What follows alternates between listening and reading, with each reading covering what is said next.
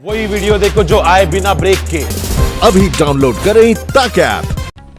नमस्कार, आप देख रहे हैं आज तक। मैं हूं आपके साथ नवजोत रंधावा। सुबह सुबह में आपका स्वागत है और सुबह सुबह का स्वागत ठंडी हवाओं ने और मौसम ने भी किया है। जी हां, क्योंकि दिल्ली में मौसम काफी खुशगवार हो गया है। दिल्ली में मानसून ने आज तड़के जोरदार दस्तक दी है। राजधानी और एनसीआर के बहुत सारे ऐसे इलाके हैं जहां पर झमाझम बारिश हुई है और बारिश से जहां गर्मी से राहत मिली है, वहीं कई इलाकों में सुबह सुबह पानी भी भरा नजर आया। ये दिल्ली की तस्वीरें हैं जहां पर बारिश हुई, गर्मी से राहत मिली, उमस भरी गर्मी से लोगों को राहत मिली है और इसी बारिश का, इसी सुबह का शायद लोग बहुत दिन से इंतजार भी कर रहे थे। 4 दिन पहले जब मौसम विभाग ने कहा था कि मानसून की रफ्तार धीमी पड़ गई है और थोड़ा देरी से पहुंचेगा, तो आज की ये बारिश राहत लेकर आई। वहीं मुंबई में राहत नहीं लेकिन आफत, क्योंकि शनिवार को रुक रुक कर बारिश वहां पर होती रही।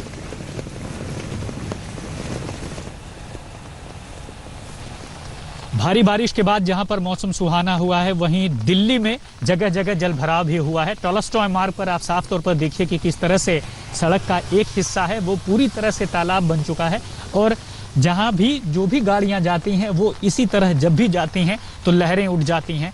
मौसम सुहाना तो ज़रूर हुआ है, लेकिन दिल्ली के कई ऐसे इलाके हैं जहां पर इस तरह के वाटर लॉगिंग की समस्या आपको देखने को मिलेगी। ये तो महज एक वानगी भर है और ये साफ दिखाता है कि सिविक एजेंसियों की तैयारी कितनी है। आपको बता दें कि जब भी बारिश होती है, दिल्ली ट्रैफिक पुलिस को सिविक एजेंसियां लगातार पत्र लिखती हैं कि वो बताएं कि कहां-कहां पर जल भराव होता है। ट्रैफिक पुलिस हर बार ये सारी लिस्ट उनको सौंप भी देती है। बावजूद इसके बारिश के बाद सड़क की क्या हाल है, ये आप तस्वीरों में देखकर ही अंदाज़ा लगा सकते हैं। लेकिन सबसे खास बात यही है कि अलग अलग इलाकों में भारी बारिश की वजह से सबसे ज़्यादा गर्मी से राहत मिली है। कैमरामैन नासिर खान के साथ राम किंकर सिंह, टॉलस्टॉय मार्ग, आज तक। और शायद इसी बारिश का इंतजार भी था। राहत जरूर मिली है, लेकिन बहुत सारे ऐसे इलाके, जैसे राम किंकर भी बता रहे थे कि जल जमाव की खबरें आ रही हैं सामने। राम किंकर हमारे साथ इस वक्त जुड़े हुए हैं। राम किंकर, हालांकि आज रविवार का दिन है, बहुत ज्यादा ट्रैफिक नहीं होगा सड़कों पर और ऐसे में ये जो बारिश है, भले ही जल जमाव की तस्वीरें आपने दिखाई, तो इसको राहत माना जाए कि आफत दिल्ली वालों के लिए? देखिए, जिस तरह से सिविक एजेंसियों ने दावा किया था कि मानसून से पहले उन्होंने सारी तैयारी कर ली है, ऐसे में दिखता नहीं है, क्योंकि जगह जगह जो निचले इलाके हैं वहां पर जल भराव की वजह से समस्या तो होगी ही। हालांकि रविवार का दिन है, ट्रैफिक भी कम ही होगा। लेकिन इन सब के बीच जैसे 3 दिन पहले हमने देखा था कि शुक्रवार को 40 से ज़्यादा टेम्परेचर था, ऐसे में लोग उम्मीद कर रहे थे कि बारिश हो और मौसम विभाग ने भी पूर्वानुमान यही जताया था और यही हुआ भी कि रात के 2:30 बजे बहुत तेज़ बिजली चमकने लगी और उसके बाद से तकरीबन 40 किलोमीटर प्रति घंटा की रफ्तार से तेज़ हवाएं चलीं और भारी बारिश हुई है। और अभी तक का जो अपडेट आया वो यही है कि 33.5 मिलीमीटर जो बारिश है वो सफदरजंग इलाके में रिकॉर्ड की गई है और अलग अलग इलाकों में कुछ यही हाल है। इस वक्त जो तस्वीरें हैं वो आप देख सकते हैं किस तरह से ट्रैफिक का यहाँ पर चलना भी शुरू हो गया है। और मौसम विभाग ने यह भी कहा है कि जिस तरह से जो मानसून है वो लगातार अलग अलग इलाकों में है, यही वजह है कि जो एनसीआर के तमाम शहर हैं उनमें भी भारी बारिश की संभावना है। और जैसा मौसम आज हम देख रहे हैं यानी रविवार को, वैसा ही मौसम अगले 1 हफ्ते तक रहेगा। लेकिन ये भी साफ तौर पर कहा गया है कि अगर बारिश बंद हुई और बिल्कुल, राम किंकर हमारे सहयोगी जानकारी इस मामले में दे रहे थे। तो मौसम विभाग यही कह रहा है कि अभी आने वाले कुछ और दिनों तक दिल्ली वालों के लिए कुछ इसी तरह का मौसम बना रह सकता है। तो आज इस मौसम को रविवार के दिन आप एंजॉय कर सकते हैं। फिलहाल खबरों को हम आगे बढ़ाएंगे। बिहार और उत्तर प्रदेश में कई जगहों पर लगातार तीसरे दिन बिजली गिरने से की घटनाएं सामने आई हैं। दोनों प्रदेशों में करीब 2 दर्जन लोग काल के गाल में समा गए, जबकि कई लोग बुरी तरह से झुलस भी गए हैं। सिर्फ 10 दिनों के अंदर बिहार और उत्तर प्रदेश में चौथी बार आसमान से मौत बरस गई। कुदरत का ऐसा खौफनाक चेहरा पहले न कभी देखा न सुना। बारिश के बीच खेतों में काम करते किसानों को जरा भी अंदेशा नहीं था कि मानसून के मौसम में आए दिन आसमान में लपकने वाली बिजली पल भर में उन्हें राख बना डालेगी। लेकिन शनिवार को फिर से वही हुआ। बिहार और पूर्वी उत्तर प्रदेश में कम से कम 5 जगहों पर मूसलाधार बारिश के दौरान गिरी बिजली ने करीब 2 दर्जन जिंदगियां खाक कर दी। बिहार में छपरा, कैमूर और आरा जिलों में खेतों में काम कर रहे मजदूरों पर गाज गिरी, तो उत्तर प्रदेश में प्रयागराज और इससे सटे कौशाम्बी के किसान मजदूर कुदरत के कहर का शिकार बन गए। जितने लोग मारे गए उससे दोगुने लोग बिजली की चपेट में आकर बुरी तरह झुलस गए हैं। इन्हें अस्पतालों में भर्ती कराया गया है। अभी तक जो सूचना है, कैमूर जिले में 3 व्यक्तियों की मृत्यु हुई है। एक कैमूर, एक कुदरा थाना में, एक बेलाव थाना में, एक सोलन थाना में। हालांकि पहले से अलर्ट पर था प्रशासन, सभी को घर में रहने का निर्देश दिया गया था, इसीलिए कैजुअलिटी कुछ कम हुई। बहुत सारे लोग सुरक्षा उपाय किए गए थे। बिजली की चपेट में आने से बिहार में शनिवार को 18 मौतें हुई। इसमें से आरा में सबसे ज्यादा 7 लोगों की मौत हुई, छपरा में 5 और कैमूर में 3 लोगों की मौत हुई, जबकि उत्तर प्रदेश में 8 लोगों की मौत हुई। इसमें से 6 मौत अकेले प्रयागराज में हुई, जबकि 2 लोग कौशाम्बी में मारे गए। हाँ, 5 बजे करीब एक महिला और एक पुरुष पर आकाशीय बिजली का हुआ है, जिसमें जो है एक व्यक्ति की देहांत हुई है। एक जो है व्यक्ति जो है अस्पताल में भर्ती, महिला जो थी वो घायल है, उनको जिला अस्पताल में भेजा गया है, रेफर किया गया है। अच्छा, दैवीय आपदा के तहत उनके? हाँ, बिल्कुल सहायता है, दैवीय आपदा के अंतर्गत सहायता दी जाएगी। इधर पटना और उससे सटे दानापुर में भी शनिवार रात बिजली की कड़क के साथ जोरदार बारिश होती रही। बिहार के बाकी हिस्सों की खबरें सुनकर यहाँ के लोग भी मौसम के इस रूप को देखकर सहमे रहे। शनिवार से पहले शुक्रवार को भी बिहार के कई जिलों में बिजली गिरने की घटनाएं हुई थी। शुक्रवार को 8 लोगों की मौत हुई थी। इससे पहले गुरुवार को 26 लोगों की मौत हुई थी, जबकि जून के आखिरी हफ्ते में 90 से ज्यादा लोग आकाशीय बिजली का शिकार बने थे। आरा से सोनू सिंह और प्रयागराज से पंकज श्रीवास्तव के साथ आज तक ब्यूरो।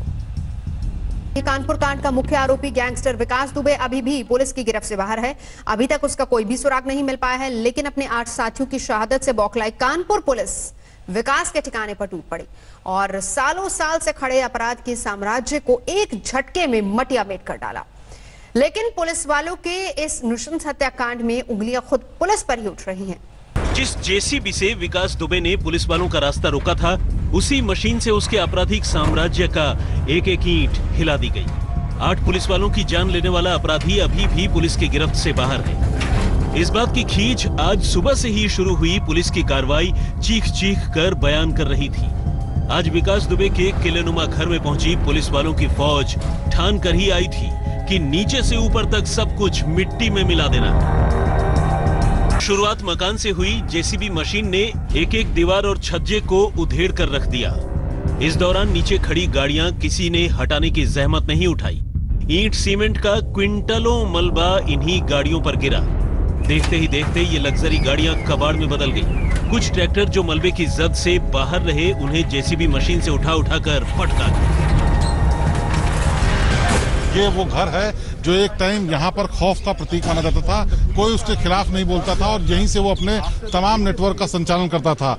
लेकिन खुद उसकी जेसीबी से, वो जेसीबी जिसको उसने रास्ते में खड़े करके पुलिस वालों को रोका था, उसी जेसीबी से सारी चीजें तोड़ दी गई हैं, जिससे कि उसको और उसके जैसे अपराधियों को साफ संदेश जाए कि अगर कोई इस तरह की करतूत करेगा तो उसको प्रशासन किसी भी तरीके से माफ नहीं करेगा। पुलिस विकास दुबे की सारी संपत्ति को सीज करने की तैयारी में है। उसके सारे बैंक अकाउंट भी सीज किए जाएंगे। चौबेपुर वाले इस मकान को तो मलबा बना ही दिया गया है। इससे पहले वारदात से जुड़े सारे सबूत घर से निकाल लिए गए। लेकिन सबसे बड़ा सबूत जो घर में लगे सीसीटीवी कैमरों की रिकॉर्डिंग है, वो विकास दुबे अपने साथ लेकर भाग गया है। इसके बावजूद एसटीएफ को अहम सुराग हाथ लगे हैं। सबसे बड़ा सुराग तो ये कि 8 पुलिस वालों की मौत का जिम्मेदार घर का भेदी ही है। विकास दुबे की कॉल डिटेल से ये पता चला है कि घटना से पहले उससे बात करने वालों में चौबेपुर थाने का दारोगा भी शामिल था। पूछताछ के बाद दारोगा विनय तिवारी को सस्पेंड कर दिया गया है। दारोगा के अलावा एक सिपाही और एक होमगार्ड भी उसके संपर्क में था। इन दोनों से भी एसटीएफ की पूछताछ जारी है। लेकिन निलंबन का आदेश निकलने से पहले दारोगा विनय तिवारी विकास दुबे के घर ड्यूटी पर मौजूद थे। उन पर लग रहे आरोपों को लेकर जब आज तक संवाददाता शिवेंद्र श्रीवास्तव ने सच्चाई जाननी चाहिए, तो दारोगा के पास कोई जवाब नहीं था। गंभीर आरोप ये भी लग रहे हैं कि चौबेपुर थाने की पुलिस को भी पता था बहुत सारी चीजें। विनय तिवारी जी, जरा बताइए आप। एक सेकंड रुक जाइए। सर रुक जाइए, भाई साहब रुक जाइए। विनय तिवारी जी, एक मिनट का वक्त दीजिए। मामले में सबसे बड़ा सुराग ये नंबर साबित हो सकता है। बदमाशों की गोली का शिकार बनने से ठीक पहले एक पुलिसकर्मी ने अपनी हथेली पर यह नंबर लिख लिया था। ये नंबर किसी गाड़ी के रजिस्ट्रेशन नंबर जैसा है। शक है कि मौत से पहले ये पुलिसकर्मी अपराधी विकास दुबे के घर पर खड़ी किसी खास गाड़ी को लेकर चौकन्ना था, जिसका नंबर उसने हथेली पर लिख लिया। एसटीएफ ने इस नंबर को भी जांच के दायरे में शामिल कर लिया है। अब इंतजार है सारी कड़ियां जोड़ने और शक के दायरे में आए लोगों से सच उगलवाने का। कानपुर से शिवेंद्र श्रीवास्तव के साथ आज तक ब्यूरो। कानपुर की दुर्दांत अपराधी विकास दुबे की तलाश में पुलिस की 20 टीमें लगातार छापामारी कर रही हैं। नेपाल में भी उसकी तलाश शुरू हो गई है। पुलिस ने ऐसा जाल बिछाया है कि 8 जांबाज पुलिस वालों का कातिल विकास दुबे अब ज्यादा दिन छिप नहीं पाएगा। कहां छुपा है गैंगस्टर विकास दुबे? कब तक भागेगा गुनाहों का सरदार? अब होगा विकास दुबे का पूरा हिसाब। गुनाहों की माला जपने वाला गैंगस्टर विकास दुबे अब दुम दबाकर भागता फिर रहा है। दूसरों की जान से खेलने वाला 50,000 का इनामी अपराधी अब जान बचाने के लिए छुपता फिर रहा है। लेकिन यूपी पुलिस गुनाहों के इस सरदार का फन कुचलने का पूरा प्लान बना चुकी है। कानपुर और उसके आसपास 60 से ज्यादा जघन्य अपराधों का खूनी इतिहास लिखने वाला ये शातिर अपराधी अब ज्यादा वक्त तक भाग नहीं पाएगा। यूपी में पुलिस की 20 टीमें उसके तमाम ठिकानों पर छापेमारी कर रही हैं। क्या नेपाल भाग गया गैंगस्टर विकास दुबे? विकास दुबे के करीबी 20 लोगों को हिरासत में लेकर कड़ी पूछताछ की जा रही है। ये वो लोग हैं जिन्होंने वारदात के 24 घंटे के दरमियान विकास दुबे के मोबाइल फोन पर बात की थी। एक संभावना ये भी लगाई जा रही है कि विकास दुबे कहीं नेपाल तो नहीं भाग गया। यूपी पुलिस ने नेपाल बॉर्डर पर अलर्ट जारी कर दिया है। गैंगस्टर विकास दुबे के पोस्टर भी चिपका दिए गए हैं। जनपद की सीमाएं पूरी तरह से सील कर दी गई हैं और विशेष तौर पे हमारा जो नेपाल बॉर्डर है वहाँ हमने एक सीओ को भेजा हुआ है और सबको जो फोटोग्राफ सोशल मीडिया में आ चुके हैं सब सर्कुलेट कर दिए गए हैं और सघन चेकिंग अभियान चलाया जा रहा है। खून खराबे में शामिल विकास दुबे का साथ अब उसकी मां ने भी छोड़ दिया है। बेटे के कारनामों से दुखी मां ने कहा कि ऐसी औलाद का एनकाउंटर कर दिया जाए। जहाँ का हुआ है उन्हें अच्छाई चाहिए तो उन्हें हाजिर हो जाओ चाहिए खुदा है नहीं तो पुलिस का ढूंढ नहीं सकते हैं। जितनी जल्दी दुनिया बाहर सो रही हुई गई है। रात की बात रहा है। मतलब आप चाहती हैं कि पुलिस के सामने वो हाजिर हो जाएं? हाँ, सामने आ जाएं हैं तो पुलिस खुद ही अपन देखिए करिए जो करिए हैं। और अगर भागते रहे तो फिर क्या करना चाहिए पुलिस को? क्योंकि बेचारे बहुत मासूम लोग थे जिनकी जान चली गई। तो अब जब धोखे में भगी हो तो काउंटर करिए पुलिस। हम तो कहती पकड़ लो तब काउंटर कर दो। कैसे उसने बहुत बुरा किया है। वहीं कानपुर कांड में शहीदों को नम आंखों से विदाई दी गई। कानपुर कांड के शहीदों को आखिरी विदाई देने के लिए बड़ी संख्या में पुलिस अफसर, नेता और जनता पहुंची। सीओ देवेंद्र मिश्रा को कानपुर के भैरव घाट में, एसआई नेबूलाल को भदोही के गंगा घाट पर अंतिम संस्कार किया गया। वहीं सिपाही सुल्तान सिंह का झांसी के मौरानीपुर में, जबकि सिपाही बबलू कुमार का आगरा में और सिपाही राहुल का औरैया में अंतिम संस्कार किया गया। अपने वीर सपूतों को आखिरी विदाई देते वक्त घरवालों ने कहा कि ऐसे दुर्दांत गैंगस्टर का हिसाब पूरा और जल्द हो तभी उन्हें इंसाफ मिलेगा। हम चाहते हैं जब बाटे कि हमारा जैसे लाल चला गया वैसे वो लाल चला जाए। मैं यही चाहता हूँ। हमारा जो मृत्युकाल किया उसका मृत्युकाल करिए सर। मैं सीधा जानता हूँ। गैंगस्टर विकास दुबे की उल्टी गिनती शुरू हो गई है। अब गुनाहों के हिसाब का वक्त करीब आ गया है। रंजय सिंह के साथ शिवेंद्र श्रीवास्तव, कानपुर, आज तक। और अब बात कर लेते हैं देश भर में मॉनसून की बारिश की। दिल्ली में मॉनसून ने आज तड़के जोरदार दस्तक दी है। राजधानी और एनसीआर के कई इलाकों में झमाझम बारिश हुई है। बारिश से जहां गर्मी से राहत मिली है, वहीं कई इलाकों में सुबह सुबह पानी भर गया। उधर मुंबई की बात कर लेते हैं, जहां पर शनिवार को रुक रुक कर बारिश हो रही है और देर रात को हालांकि बारिश थोड़ी रुकी है, लेकिन सुबह तड़के तक कई इलाके पानी से भरे नजर आए।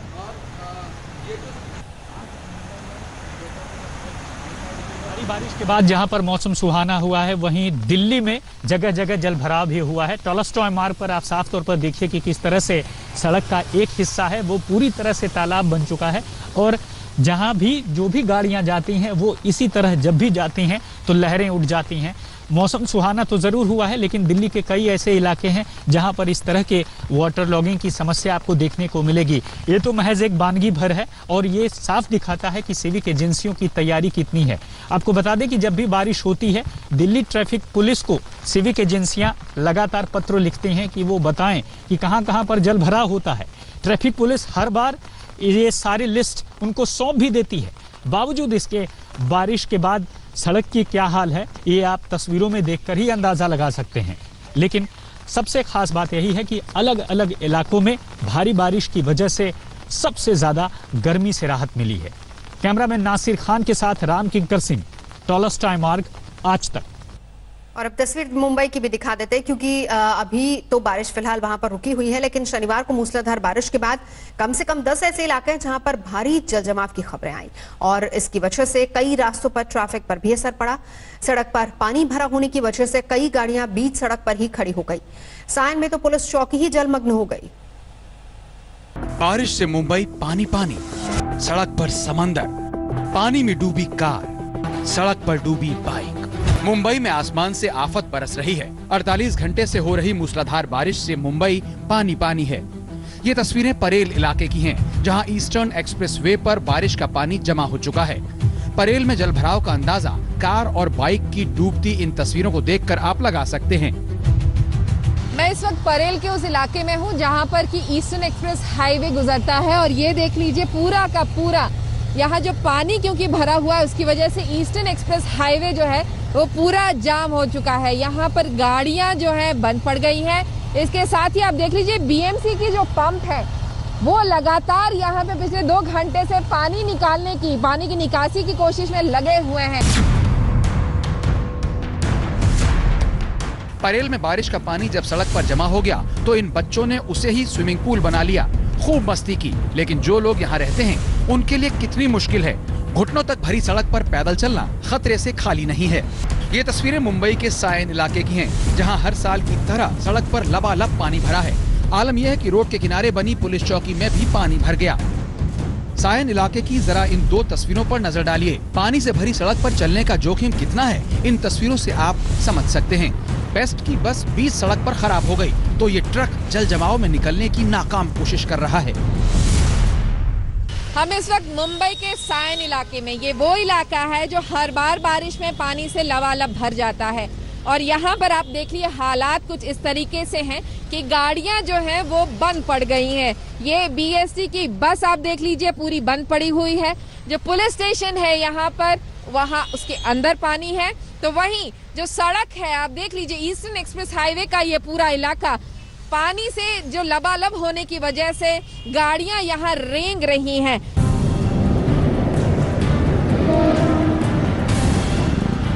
शनिवार को मुंबई में करीब 82 मिलीमीटर बारिश दर्ज की गई। इसकी वजह से शहर के 10 इलाकों में जबरदस्त वाटर लॉगिंग हो गई। मॉनसून में मुंबई का ये हाल कोई पहली बार नहीं हुआ है। हर साल आलम यही होता है। लो लाइन इलाकों में बारिश का पानी इस कदर जमा हो जाता है कि मानो सड़क पर दरिया बह रहा हो। बीएमसी के तमाम दावे मॉनसून की बारिश में धुल जाते हैं और मुसीबत यहाँ के लोगों को झेलनी पड़ती है। लगातार दूसरे दिन मुंबई शहर बारिश से भरी हुई एक सुबह से उठा है और आज भी हम देख सकते हैं पिछले कुछ घंटों से लगातार मुंबई में बारिश हो रही है और इसी कारण कई एरियाज में पानी भरने की जो प्रॉब्लम है वो सामने आई है। वाटर लॉगिंग का एक प्रॉब्लम सामने आया है हर बार की तरह। हम इस वक्त अंधेरी ईस्ट में मौजूद है और ये अंधेरी का सबवे है जो कि जहां हर बार बारिश होते ही पानी भर जाता है और इस बार भी लास्ट 24 घंटे से बारिश होने के कारण इस बार भी आप देख सकते हैं कि पानी भर चुका है।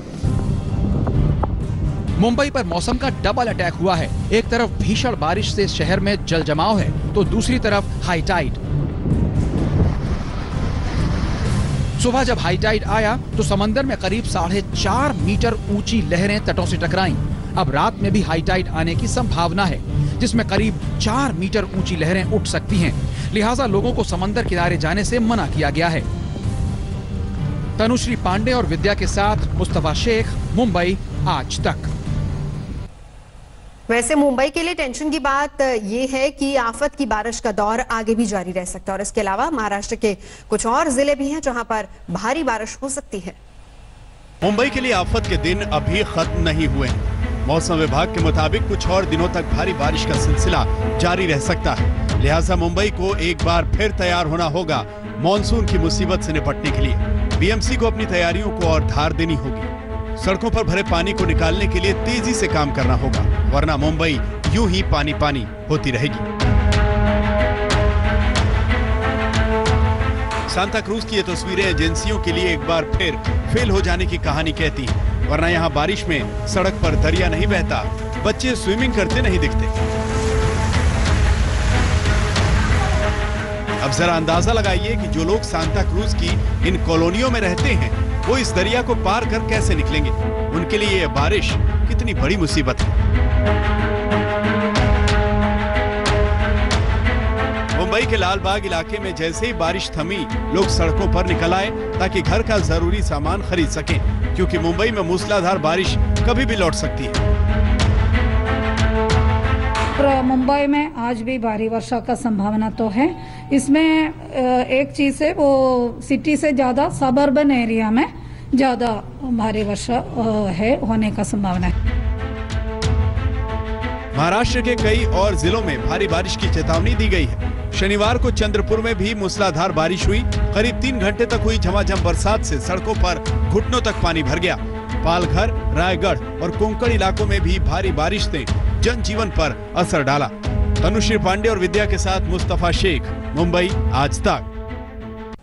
सिर्फ मुंबई नहीं, देश के अलग अलग इलाकों में भी बारिश और बाढ़ से हाहाकार मचा हुआ है। बिहार में पटना की सड़कें लबालब हो गई हैं, तो पहाड़ों पर भी बारिश का कहर टूटा है। ये तस्वीरें धुले जिले के तिताने गांव की हैं, जहां मूसलाधार बारिश के बाद सड़क पर सैलाब आ गया। पानी का करंट इतना तेज था कि बाइक सवार भी संभल नहीं पाया। मूसलाधार बारिश के बाद अचानक आई बाढ़ में बाइक बहने लगी। कई लोगों ने मिलकर जोर लगाया, तब कहीं जाकर बाइक को बहने से रोक पाए। पटना में भी मॉनसून की मूसलाधार बारिश ने क्या आम क्या खास सबको पानी पानी कर रखा है। सड़कों पर पानी भरे होने की वजह से लोगों को खासी दिक्कत झेलनी पड़ रही है। पटना में पिछले 2 घंटे से लगातार मूसलाधार बारिश हो रही है, जिसके बाद आप हालात देखिए किस तरीके से कई इलाकों में जल जमाव की स्थिति पैदा हो गई है। इस वक्त हम पाटलिपुत्रा कॉलोनी में मौजूद है। वीवीआईपी इलाका है, कई सारे बड़े आईएएस अधिकारी, आईपीएस अधिकारियों का घर है यहाँ पर। लेकिन आप देखिए 2 घंटे की मूसलाधार बारिश के बाद क्या हालात हो गए हैं पाटलिपुत्रा इलाके के। घुटने भर तक जो है पानी जो है यहाँ पर जमा हो चुका है। 2 घंटे की मूसलाधार बारिश से पटना का हाल बेहाल हो गया। सबूत आपके सामने है। यूपी के बलरामपुर जिले के कई गांवों में भी बाढ़ का पानी ऐसा भरा कि लोग दहशत में आ गए। न खेत बचा, न पुलिस का थाना। पहाड़ों पर भी मूसलाधार बारिश से चमोली में बद्रीनाथ नेशनल हाईवे पर आफत टूट पड़ी। लैंडस्लाइड होने से 2 जगहों पर रास्ता बंद हो गया और सैकड़ों लोग रास्ते में फंस गए। उधर भारी बारिश के चलते बद्रीनाथ में अलकनंदा नदी भी उफान पर है। उत्तराखंड के ही बागेश्वर में लगातार बारिश से कपकोट में 7 सड़कें बंद हो गई हैं और 20 गांवों का जिला मुख्यालय से संपर्क टूट गया है। पटना से रोहित कुमार सिंह, चमोली से कमल नयन सिलोड़ी और बलरामपुर से सुजीत कुमार के साथ जगदीश पांडे, बागेश्वर आज तक। बिहार और यूपी में कई जगहों पर लगातार तीसरे दिन बिजली गिरने की घटनाएं सामने आई। दोनों प्रदेशों में करीब 2 दर्जन लोग काल के गाल में समा गए, जबकि कई लोग बुरी तरह से झुलस गए हैं। सिर्फ 10 दिनों के अंदर बिहार और उत्तर प्रदेश में चौथी बार आसमान से मौत बरस गई। कुदरत का ऐसा खौफनाक चेहरा पहले न कभी देखा न सुना। बारिश के बीच खेतों में काम करते किसानों को जरा भी अंदेशा नहीं था कि मानसून के मौसम में आए दिन आसमान में लपकने वाली बिजली पल भर में उन्हें राख बना डालेगी। लेकिन शनिवार को फिर से वही हुआ। बिहार और पूर्वी उत्तर प्रदेश में कम से कम 5 जगहों पर मूसलाधार बारिश के दौरान गिरी बिजली ने करीब 2 दर्जन जिंदगियां खाक कर दी। बिहार में छपरा, कैमूर और आरा जिलों में खेतों में काम कर रहे मजदूरों पर गाज गिरी, तो उत्तर प्रदेश में प्रयागराज और इससे सटे कौशाम्बी के किसान मजदूर कुदरत के कहर का शिकार बन गए। जितने लोग मारे गए उससे दोगुने लोग बिजली की चपेट में आकर बुरी तरह झुलस गए हैं। इन्हें अस्पतालों में भर्ती कराया गया है। अभी तक जो सूचना है, कैमूर जिले में 3 व्यक्तियों की मृत्यु हुई है।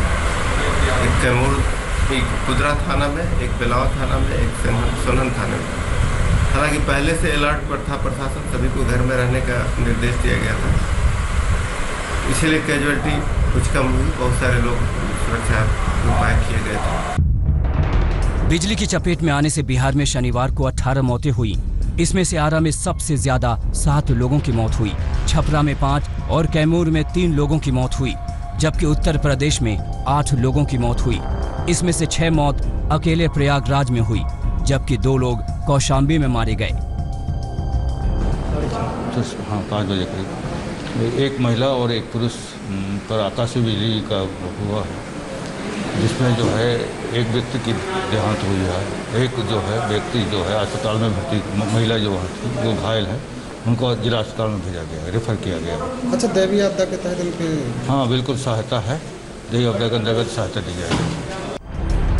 इधर पटना और उससे सटे दानापुर में भी शनिवार रात बिजली की कड़क के साथ जोरदार बारिश होती रही। बिहार के बाकी हिस्सों की खबरें सुनकर यहाँ के लोग भी मौसम के इस रूप को देखकर सहमे रहे। शनिवार से पहले शुक्रवार को भी बिहार के कई जिलों में बिजली गिरने की घटनाएं हुई थी। शुक्रवार को 8 लोगों की मौत हुई थी। इससे पहले गुरुवार को 26 लोगों की मौत हुई थी, जबकि जून के आखिरी हफ्ते में 90 से ज्यादा लोग आकाशीय बिजली का शिकार बने थे। आरा से सोनू सिंह और प्रयागराज से पंकज श्रीवास्तव के साथ आज तक ब्यूरो। नमस्कार, मैं हूं अंजना ओम कश्यप। हमें उम्मीद है ये वीडियो आपको पसंद आया होगा। लेटेस्ट खबरों के लिए यूं ही देखते रहिए आज तक, और इस वीडियो के पसंद आने पर लाइक, शेयर एंड सब्सक्राइब करना ना भूलें।